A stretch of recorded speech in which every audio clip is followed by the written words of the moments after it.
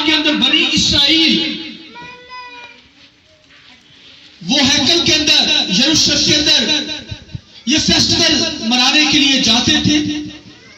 और ये फेस्टिवल इस तरीके से इस टाइप के होते थे कि लोग, जैसे कोई कन्वेंशन होती है, लोग बसों के जरिए से और दीगर गाड़ियों के जरिए से उस फेस्टिवल में पहुंचते थे। और यही वजह है कि सुलेमान और दाऊद कहता है कि मैं जो हूं लोगों को तेरे घर में लाऊंगा। तो उस दौर के अंदर, डेविड के दौर के अंदर भी, सुलेमान के दौर के अंदर भी, दाऊद के दौर के अंदर भी उन्होंने जब वर्शिप की तो ऐसी गाड़ियां भरकर खुदावंद की बारगाह में पहुंचती थी। तो यहां पर हम जो मना रहे हैं प्रेयर फेस्टिवल, यानी दुआ के ताल्लुक से आज हम सीखेंगे। तो यहां पर अगर इकट्ठा होने का जो मकसद है, दुआ करने का मकसद है कि हम दुआ करें।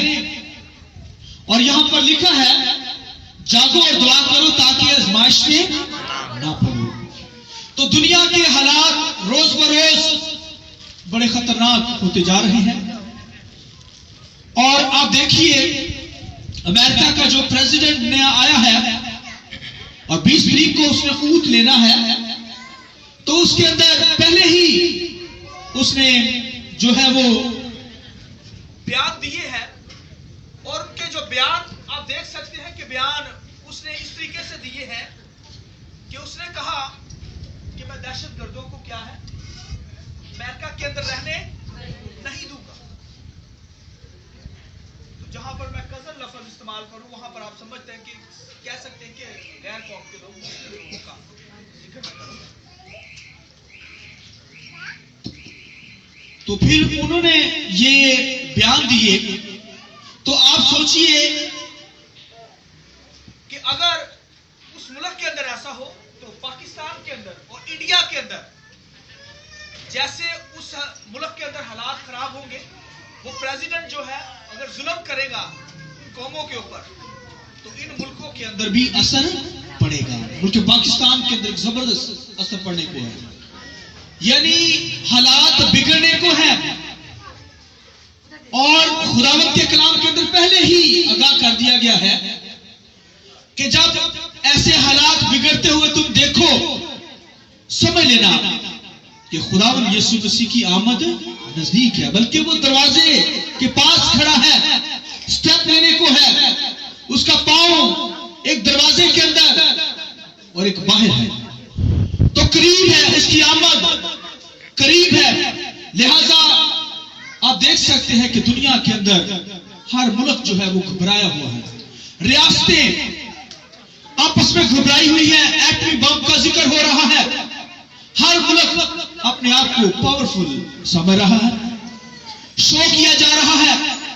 और फिर बम बनाए जा रहे हैं, फिर बनाए जा रहे हैं, उनको शो किया जा रहा है, एटमी ताकतों को शो किया जा रहा है। यानी इसका मतलब है कि हालात बिगड़ने को है। ऐसे ऐसे वेपन दुनिया ने कायम कर दिए हैं, बनाए हैं कि ऐसे छोड़ दिए जाए फजा के अंदर, जहां जहां फजा जाएगी आदमी उसी तरह ढेर होते चले जाएंगे। यानी इंसान ने अपने ही लिए ये हलाकत का सामान तैयार कर लिया है। तो कहने का मकसद इन हालातों के अंदर मुझे और आपको क्या करनी है? दुआ उठानी है। मुझे और आपको क्या करनी है? दुआ करनी है। क्राइस्ट ने पहले कह दिया जागो और दुआ करो ताकि आजमाइश में, हम लोग दुआ करते ही नहीं ताकि आजमाइश में पड़े रहें। और लोग कहते हैं हमारी दुआएं कबूल नहीं होती, लोग कहते हैं बड़ी दुआएं करते हैं मगर हमारी दुआओं का आंसर ही नहीं मिलता। भाइयों, जो बातें आज खुदा के कलाम में बयान करने को हो वो नहायत ही अहम है। और मेरा ईमान है कि उस मैसेज के जरिए से, जो मैसेज दुआ के जरिए से मैं देने को हूं, आप सब बरकत को हासिल करने को, खुदा के जलाल की आप जोरदार तारीफ कर सकते हैं। अगर भाई पतरस यहां पर मौजूद है, पतरस से दरखास्त अपनी संदर आ जाए, अगर नहीं आए तो प्लीज उनको बुला लें। पतरस आप जरा मेरे पास आ जाए, इधर करीब आ जाए, बच्चों पर। हाँ जी, ये बच्चों के पास आ जाए, कुछ नमाज के लिए 20 मिनट लूंगा मैं, लेकिन बड़ी खूबसूरत बातें मैं आपके पास करने जा रहा हूं। बस इन बच्चों को हरुण आप इस तरफ आ जाएं ताकि कंट्रोल किया जाए। बच्चों का शोर जो नहीं, मेरे साथ हवाला निकालिए खुदावंद के कलाम में से पहला पतरस उसका 3रा बाब, पहला पतरस 3रा बाब 12वीं आयत। खुदावंद के कलाम में लिखा है, क्योंकि खुदावंद की नजर रास्तबाजों की तरफ है और उसके कान उनकी दुआओं पर लगे हैं, मगर बदकार खुदा की निगाह में है।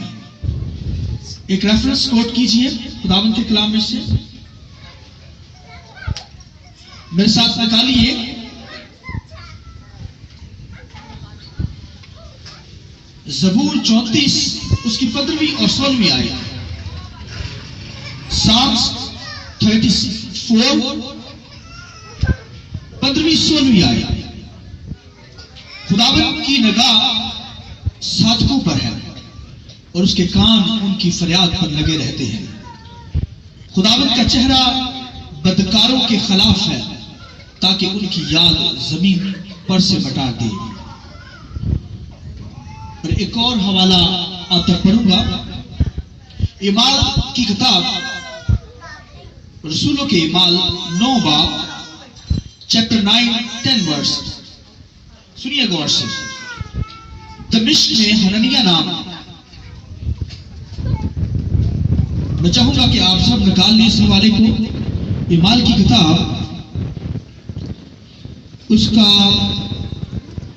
9 बाब और उसकी 10वीं आयत। इमाल 9-10 आयत। दमिश्क में हननिया नाम एक शागिर्द था, उससे खुदावंद ने रोया में कहा, ए हननिया। उसने कहा, ए खुदावंद मैं हाजिर हूं। खुदावंद ने उसे कहा, उठ उस कूचा में जा जो सीधा कहलाता है और यहूदा के घर में सऊल नाम तुर्सी को पूछ ले, क्योंकि देख वो क्या दुआ कर रहा है। देख वो क्या कर रहा है, देख वो क्या कर रहा है, बोलिए मेरे साथ रहिए। देख वो क्या कर रहा है, क्या कर रहा है, दुआ कर रहा है। और पहला हवाला जो मैंने यहां पर बयान किया, पहला पतरस के अंदर लिखा खुदावंद की नजर, बोलिए साधकों पर, खुदावंद की नजर साधकों पर और उसके साधकों पर और उसके कान उनकी दुआओं पर लगे रहते हैं।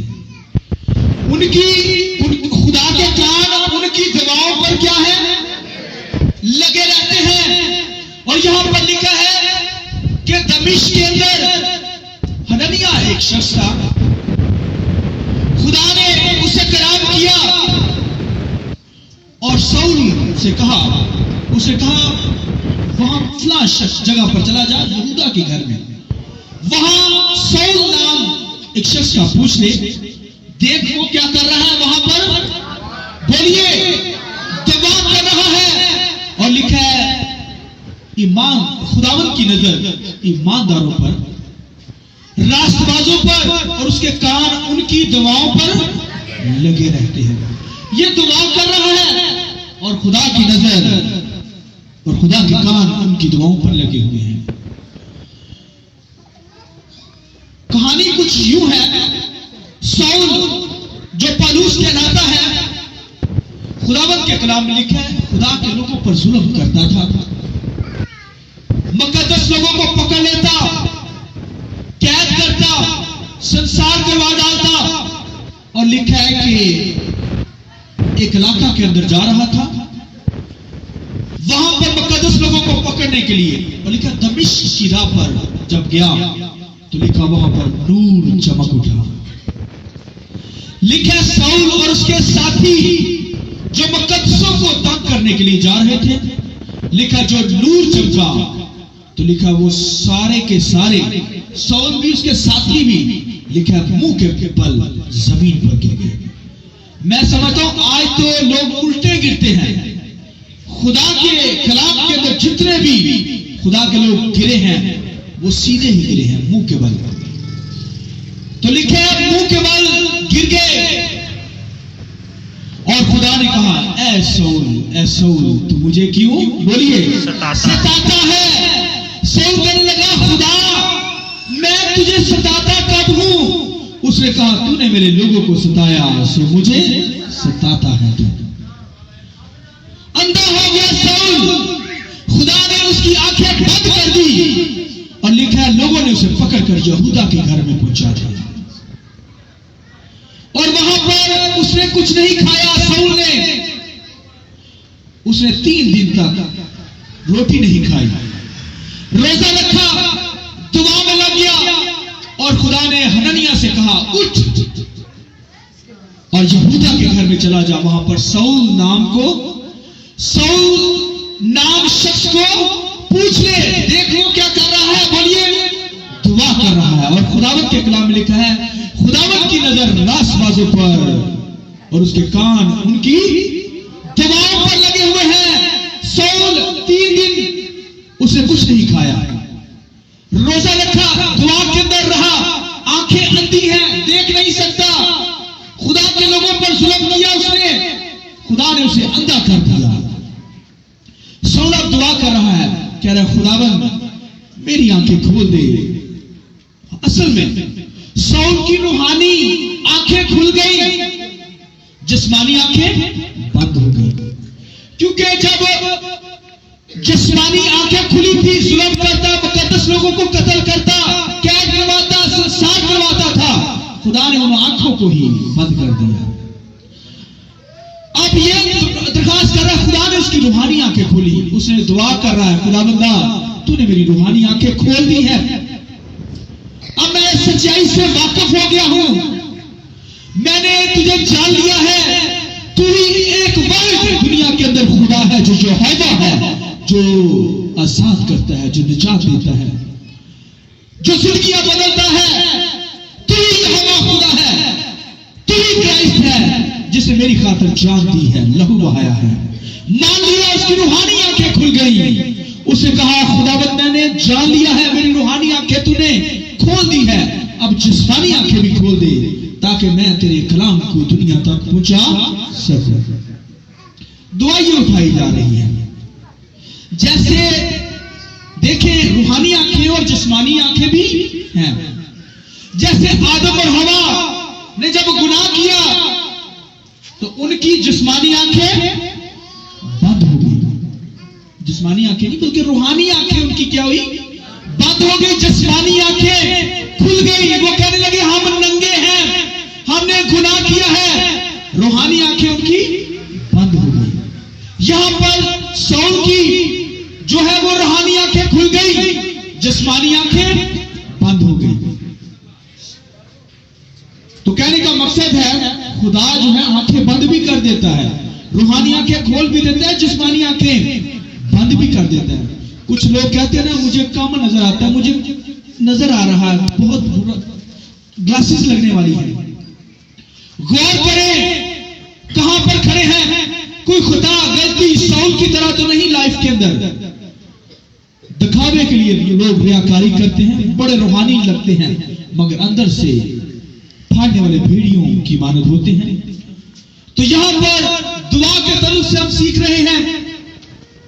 तो रूहानी आंखें, जैसे खुदावंद के कलाम में लिखा है, अलीशा का एक शागिर्द था जहाजी, लिखा जहाजी जो था, लिखा है कि जब बाहर गया तो उसने देखा कि हमारे मुल्क को